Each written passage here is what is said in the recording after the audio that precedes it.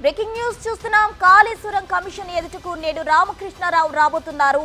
ఆర్థిక శాఖ ముఖ్య కార్యదర్శి రామకృష్ణారావు ఈ రోజు కాళేశ్వరం ప్రాజెక్టుకు సంబంధించిన విచారణకు హాజరు కానున్నట్టు తెలుస్తుంది. గతంలో ఇచ్చిన అఫిడవిట్ ఆధారంగా ఆర్థిక అంశాలపై ఆయన విచారించే అవకాశం కనిపిస్తుంది. బహిరంగ విచారణకు రావాలంటూ మరికొందరు అధికారులకు కమిషన్ నోటీసులు ఇచ్చినట్టు తెలుస్తుంది.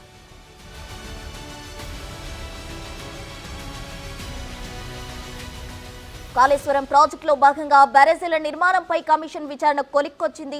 మార్చి నెలాఖరుకల్లా విచారణపై నివేదిక ప్రభుత్వానికి అందించే అవకాశాలు కనిపిస్తున్నాయి. ఇప్పటి వరకు నిర్వహించిన సుదీర్ఘ విచారణలో అవకతవకలు, అక్రమాలపై 204 పేజీలతో కమిషన్ ప్రాథమిక నివేదిక సిద్ధం చేసింది. 12 అధ్యాయాలతో నివేదిక రూపొందించారు. పలువురు సాక్షులను ప్రశ్నించి సేకరించిన ఆధారాలతో ఈ నివేదిక కమిషన్ తయారు చేసింది.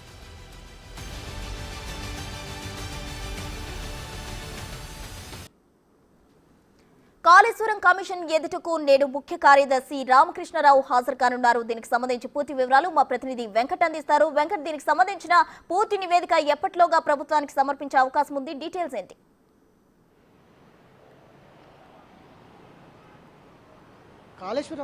కాళేశ్వరం పైన విచారణ పూర్తి స్థాయిలో జరుగుతూ ఉంది. ఇక తుది దశ చేరిందని చెప్పుకోవచ్చు. మార్చి ఎండింగ్ వరకు, మార్చి 31 వరకు పూర్తి స్థాయిలో ఏదైతే కాళేశ్వరం పైన విచారణ జరుపుతున్న కమిషన్ మార్చి 31 వరకు నివేదిక అందించే అవకాశం కనిపిస్తుంది. ఎందుకంటే వేసవికాల సమావేశాలు, అసెంబ్లీ సమావేశాల కంటే ముందే పూర్తి స్థాయిలో ఈ నివేదిక ప్రభుత్వానికి అందజేసే విధంగా కమిషన్ అయితే ముందుకు అడుగులు వేస్తుంది. ఇప్పటి వరకు దాదాపు రేపు మార్చి వస్తే కనుక కాళేశ్వరం మీద ప్రభుత్వం కమిషన్ ఏర్పాటు చేసి ఏడాది కావస్తుంది. ఈ ఏడాది లోపల దాదాపుగా 3 బ్యారేజీలు, ఇటు కాళేశ్వరం కింద ఉన్నటువంటి మేడిగడ్డ, అన్నారం, సుందిల్ల, ఈ 3 బ్యారేజీల పైన పూర్తి స్థాయిలో విచారణ చేపడుతుంది. ఇరిగేషను అట్లనే ఆర్థిక శాఖ, ఈ 2 శాఖలు ప్రధానంగా కాళేశ్వరం నిర్మాణంలో ప్రధాన పాత్ర పోషించాయి. కాబట్టి ఈ 2 శాఖల మీదనే దృష్టి పెట్టి విచారిస్తున్నటువంటి నేపథ్యం. గత క్యాబినెట్కి సంబంధించి గత బీఆర్ఎస్ ప్రభుత్వంలో క్యాబినెట్ ఎలాంటి నిర్ణయాలు తీసుకున్నది, గత ఆర్థిక శాఖ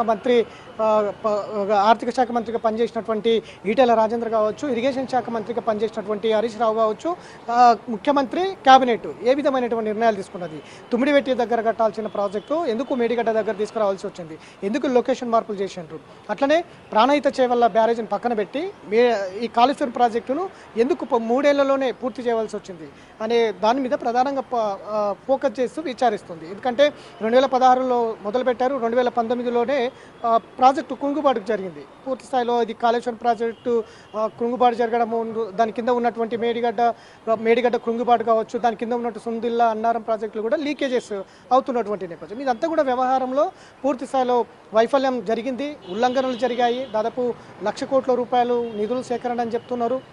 ఇవంతా కూడా ఏ విధమైనటువంటి ఉల్లంఘనలు జరిగాయి, ఎక్కడెక్కడ ఖర్చు చేశారు, ఏ విధంగా నిధులు సేకరించారు, ఏ సంస్థలకు ఈ ప్రాజెక్టును అప్పచెప్పారు, నిర్మాణ దశలో ఇది ఎంతవరకు ఎస్టిమేషన్ వేశారు, ఆ తర్వాత 2019 పూర్తయ్యేసరికి ఎంత ఎస్టిమేషన్ అయ్యింది అనే దాని మీద పూర్తి స్థాయిలో ఒక నివేదిక అయితే తయారు చేసేందుకు కమిషన్ సిద్ధమవుతుంది. ఇప్పటి వరకు దాదాపు మొత్తం కూడా ఇరిగేషన్ శాఖకు సంబంధించిన 80 మంది, ఇటు ఈఈ నుంచి ఈఎన్సీ వరకు విచారణ చేపట్టింది. అట్లనే ఇరిగేషన్ శాఖలో పనిచేసినట్టు ముఖ్య కార్యదర్శులు, దాదాపు ఆర్థిక శాఖ, ఇటు ఇరిగేషన్ శాఖ 7 మంది ముఖ్య కార్యదర్శులు ఉన్నారు. ఇందులో 6 ఇప్పటికే అఫిడవిట్లు దాఖలు చేసిండ్రు, వారి విచారణ కూడా పూర్తయింది.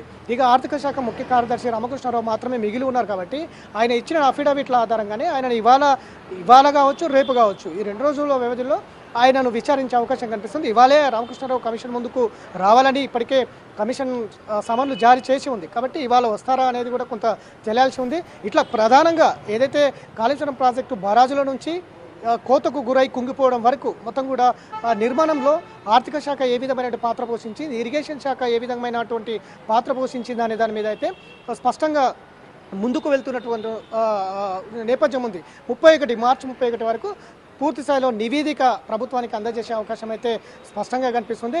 ఈ పూర్తిగా ఇక్కడ సంబంధించిన ఆర్థిక అంశాల్లో కావచ్చు, లావాదేవీలు, బ్యాంకులకు సంబంధించిన ఆడిట్లు కావచ్చు, ఇటు రికార్డు బుక్స్ కావచ్చు, పూర్తి స్థాయిలో ఉల్లంఘనలు జరిగాయి అనేది అయితే స్పష్టంగా కమిషన్ వర్గాలు అయితే ఒక అంచనాకు వచ్చినట్టుగా స్పష్టంగా తెలుస్తుంది. ఎందుకంటే 1,00,000 కోట్ల రూపాయలు ఏ ఏజెన్సీ సంస్థలు ఎంతెంత మొత్తంలో ఇచ్చాయి, నిజంగా ఏజెన్సీ సంస్థలు ఏ మేరకు పనిచేశాయి అనే దాని మీద అయితే పూర్తి స్థాయిలో ఆరా తీస్తున్నటువంటి నేపథ్యం ఉంది.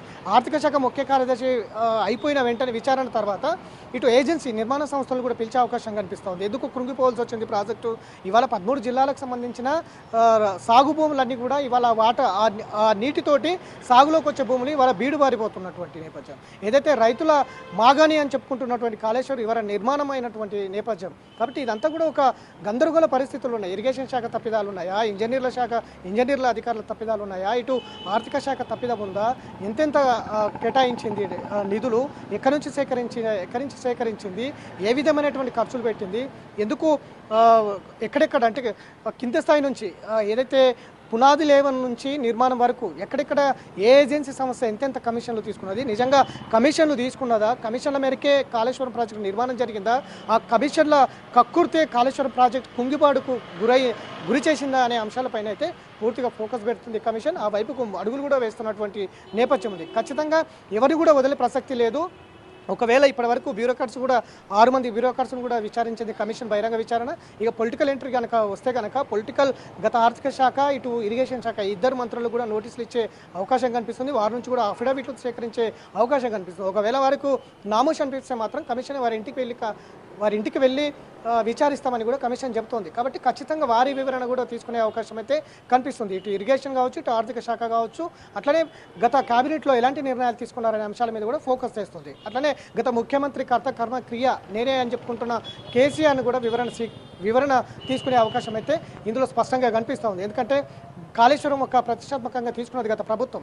ఇదే కాదు, పంప్ హౌజులకు సంబంధించి లక్ష్మీ పార్వతీ సరస్వతి ఈ పంప్ హౌజ్లో కూడా ఉల్లంఘనలు జరిగాయి, అనేక నిధులు పక్కదారి పట్టాయి అనేది కూడా తెలుస్తూ ఉంది. కాబట్టి దానికి సంబంధించిన పంప్ హౌజులకు సంబంధించిన ఏదైతే మోటార్లు ఉంటాయో, బాహుబలి మోటార్ల కొనుగోలులో కూడా నిధులు ఉల్లంఘనలు జరిగాయి, అందులో అవకతవకలు జరిగాయి అనేది కూడా తెలుస్తూ ఉంది. కాబట్టి ఇట్లాంటి అంశాలన్నీ కూడా కాళేశ్వరం నిర్మాణంలో ఉన్నాయి. కాబట్టి కాళేశ్వరం కుంగుబాటుకు మొత్తం వ్యవస్థనే తప్పిదం ఉంది. కాబట్టి ఇటు క్యాబినెట్ కావచ్చు, మంత్రులు కావచ్చు, అధికారులు కావచ్చు, ఏజెన్సీ సంస్థలు కావచ్చు, లేదంటే సిడిఓ అధికారులు ఎవరైతే ప్లానింగ్ డిజైనింగ్ చేసే అధికారులు కావచ్చు, ఇట్లా మొత్తం కూడా వ్యవస్థ ఒక టీం మొత్తం కూడా ఇందులో తప్పిదం ఉంది. కాబట్టి పూర్తి స్థాయిలో సమగ్రంగా విచారణ జరిపి ఒక నివేదిక అయితే మార్చి 31 వరకు ప్రభుత్వానికి అందజేసే అవకాశం కనిపిస్తుంది.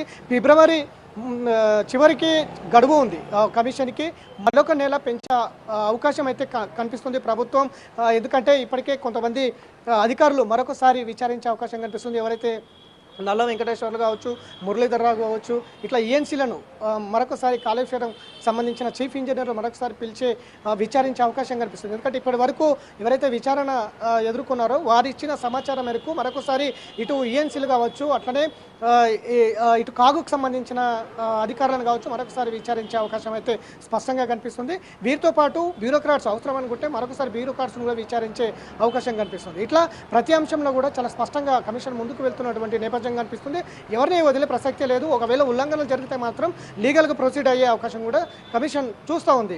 కాబట్టి ఈటల రాజేందర్ని నోటీసులు ఇస్తుందా, లేకపోతే హరీష్ రావుకు నోటీసులు ఇస్తుందా, ముఖ్యమంత్రికి నోటీసులు ఇస్తుందా అనేది ఇప్పుడు ఆర్థిక శాఖకు సంబంధించిన ఎవరైతే అధికారులు ఇచ్చే సమాచారం ప్రకారం గత ప్రభుత్వంలో చేసినటువంటి ఆర్థిక శాఖ మంత్రిగా ఎవరైతే ఉన్నారో వారికి ఖచ్చితంగా నోటీసులు జారీ చేసే అవకాశం అయితే స్పష్టంగా కనిపిస్తుంది. అట్లనే ఇరిగేషన్ శాఖకు సంబంధించిన ఇప్పటివరకు అధికారులు ఇచ్చినటువంటి ఏదైతే విచారణలో ఇచ్చినటువంటి సమాచారం ఆధారంగా, డేటా ఆధారంగా ఇరిగేషన్ శాఖ మంత్రి కూడా నోటీసులు ఇచ్చే అవకాశం కనిపిస్తుంది. ఖచ్చితంగా వారి నుంచి కూడా వివరణ తీసుకుంటుంది.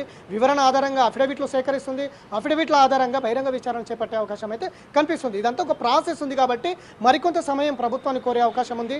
ఫిబ్రవరి చివరి నాటికి ఇంకా అధికారులు కావచ్చు, ఏదైతే మొత్తం ఒక నివేదిక ప్రాసెస్ చేసుకోవాలి. కాబట్టి ఇప్పటివరకు దాదాపు 80 మంది అధికారులను విచారించింది కమిషన్.